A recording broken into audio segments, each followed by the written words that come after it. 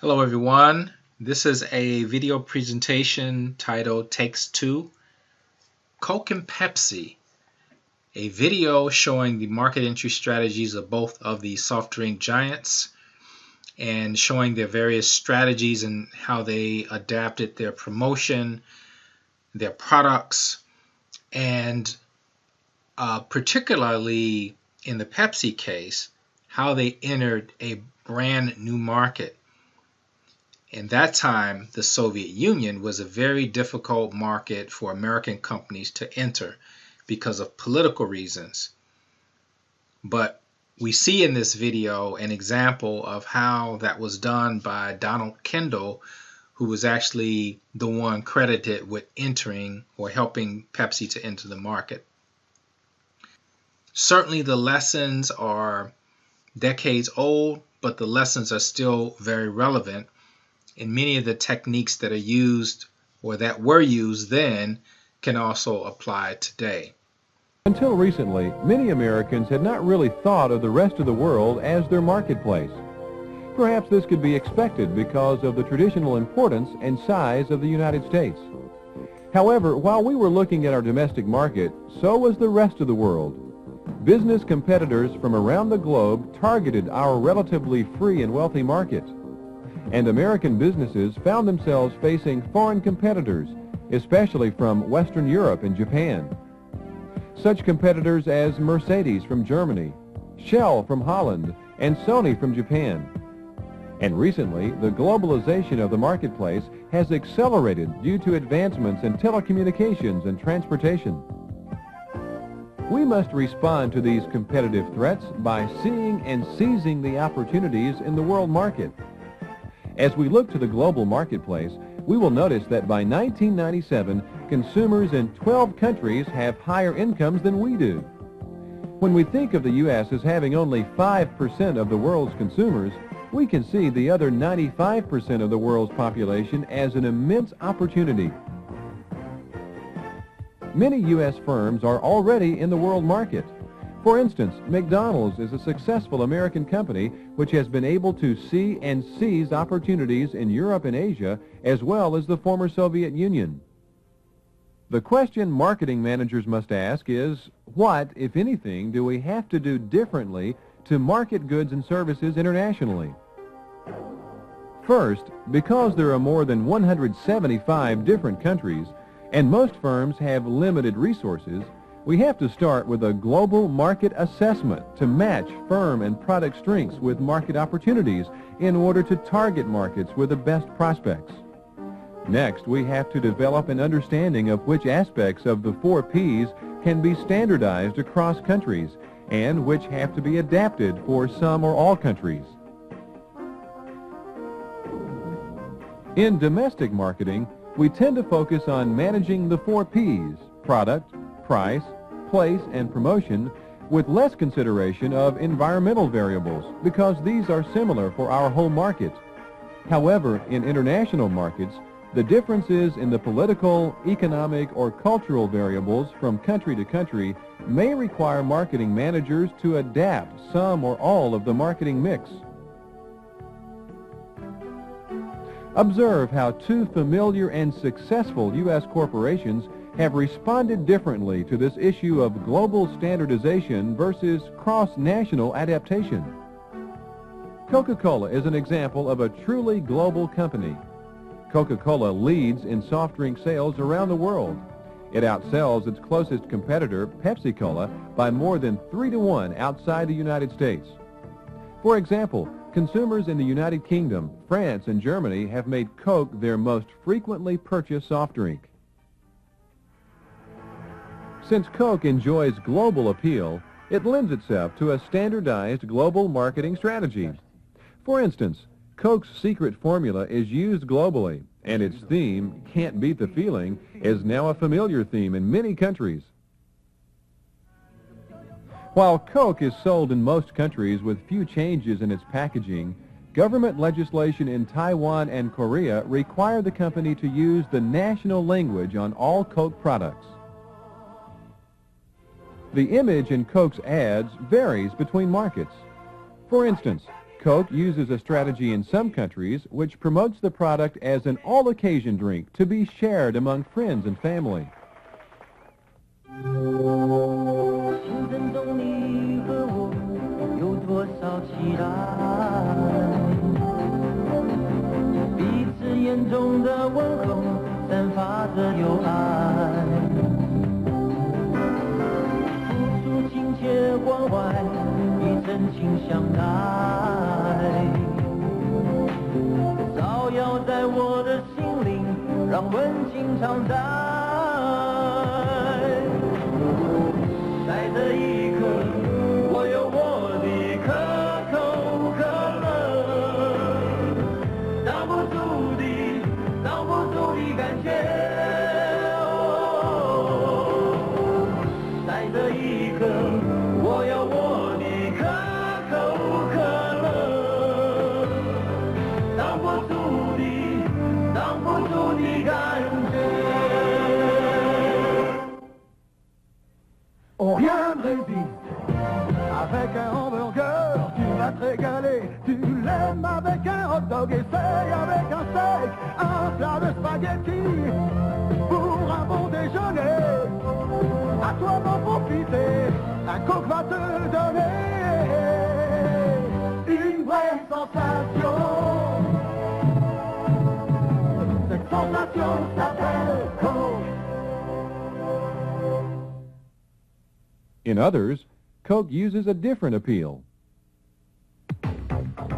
无法抵抗美好的滋味，可口可乐，你冰凉，一次好，接着吧，喝一口，清凉真够味，挡不住的感觉。 Sometimes Coke uses popular teen idols from the foreign country to promote its products in that country.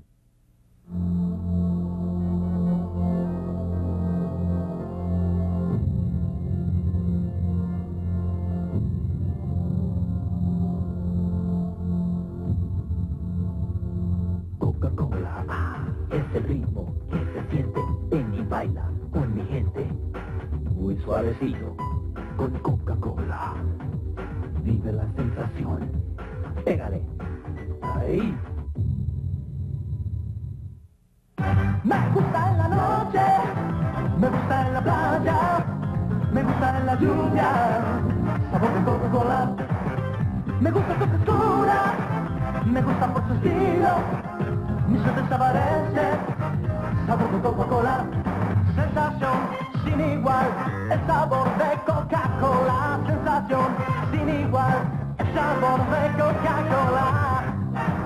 Sensación sin igual. The Spanish TV ad features Angel Faria, while the second ad, recently shown in Guatemala, features a Latin American star.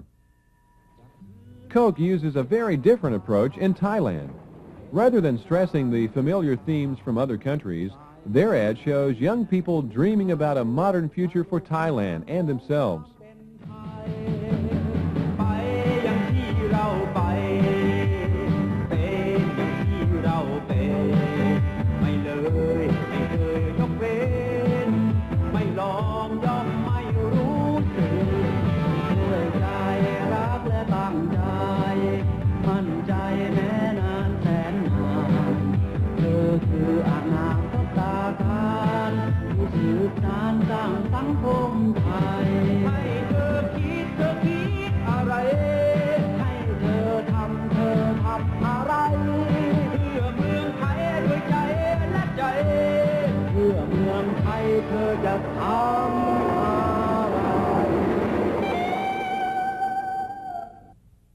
The message at the end of the ad means, "From our heart, Coca-Cola for Thailand."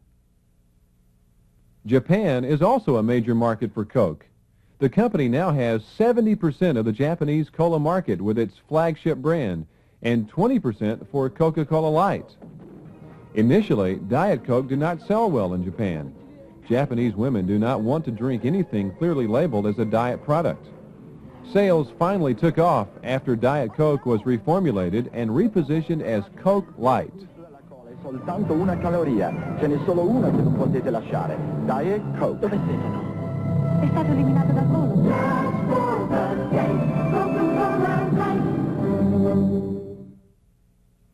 Contrary to what some people may think, American culture is very popular with young people in Japan.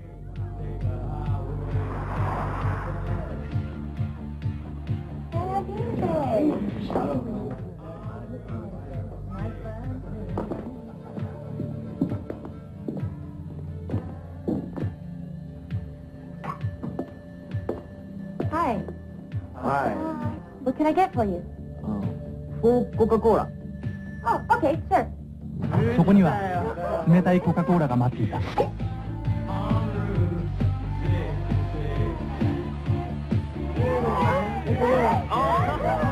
激がはじけた。コカ・コーラが美味しい。みんなの心が溶け合った。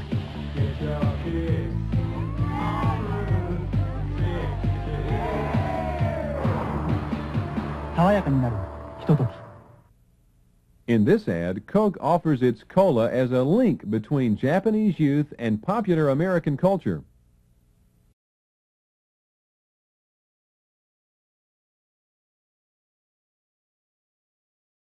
Many firms, such as Coca-Cola's closest competitor, PepsiCo Incorporated, choose to form strategic alliances, such as joint ventures in international markets.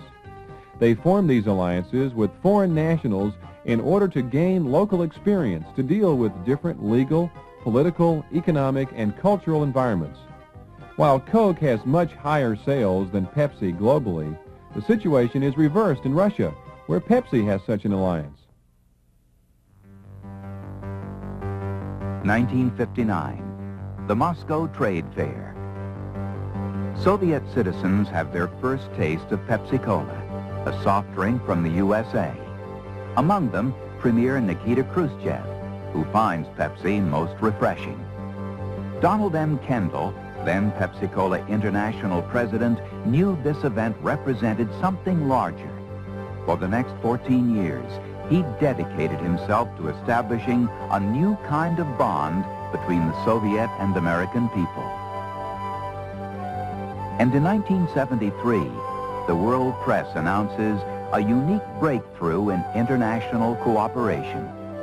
Pepsi-Cola and the Soviet Union sign an historic counter-trade agreement. It opens the huge American consumer market to Soviet vodka exports and establishes the first production and sales of an American consumer product in the Soviet Union. From the start, the Soviet-Pepsi partnership has been dedicated to quality and technological innovation. Pepsi helped Soviet bottling plants arrange financing for the latest equipment to expand production quality and quantity.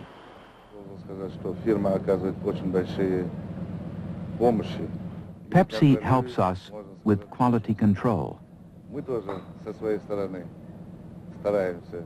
And we don't let down the Pepsi trademark. Pepsi product development experts and their Soviet partners are creating a full line of new soft drinks to meet consumer demand. Pepsi's lemon soda, Fiesta, developed specifically for Soviet bottlers, has become immensely popular with the Soviet public.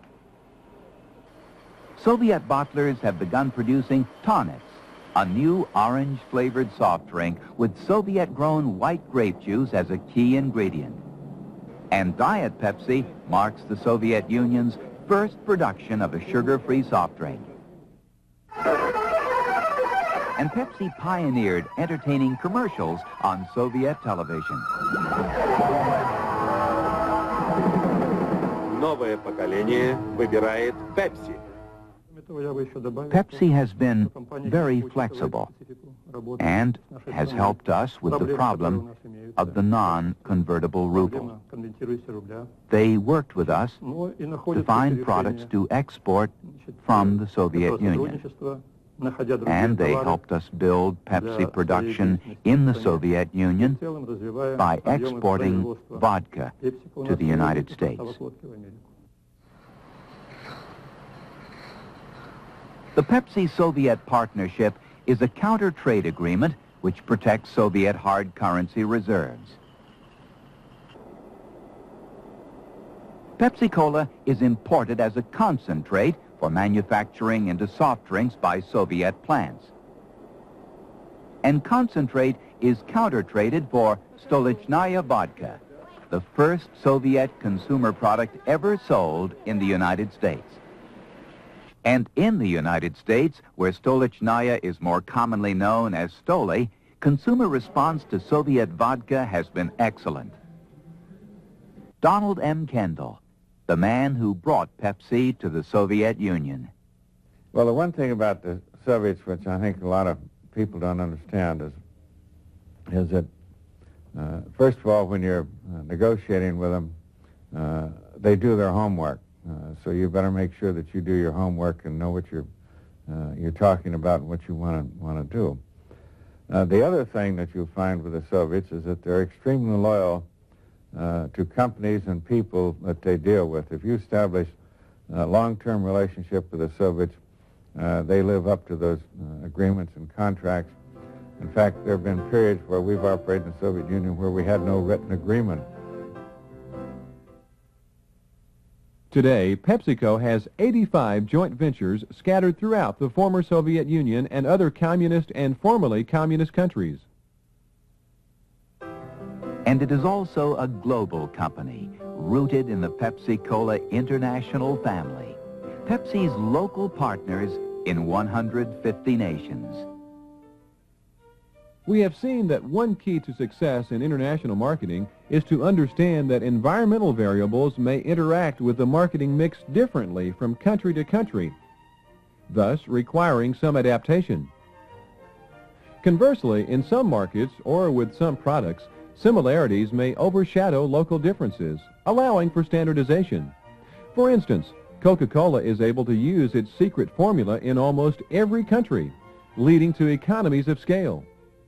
With more than 175 countries in the world, we cannot know in advance about all of these environmental variables and how they will interact with the 4 Ps in each market. But based on the experiences of Coke and Pepsi, we see that marketing managers have to be sensitive to the important political, economic, cultural, or other environmental differences affecting the marketing mix. Discovering the similarities and differences of people and nations around the world makes international marketing a most interesting and rewarding career. If you're willing and able to grasp the complexities of the global marketplace, you'll be able to help your firm grow, create jobs, and make money and friends around the world.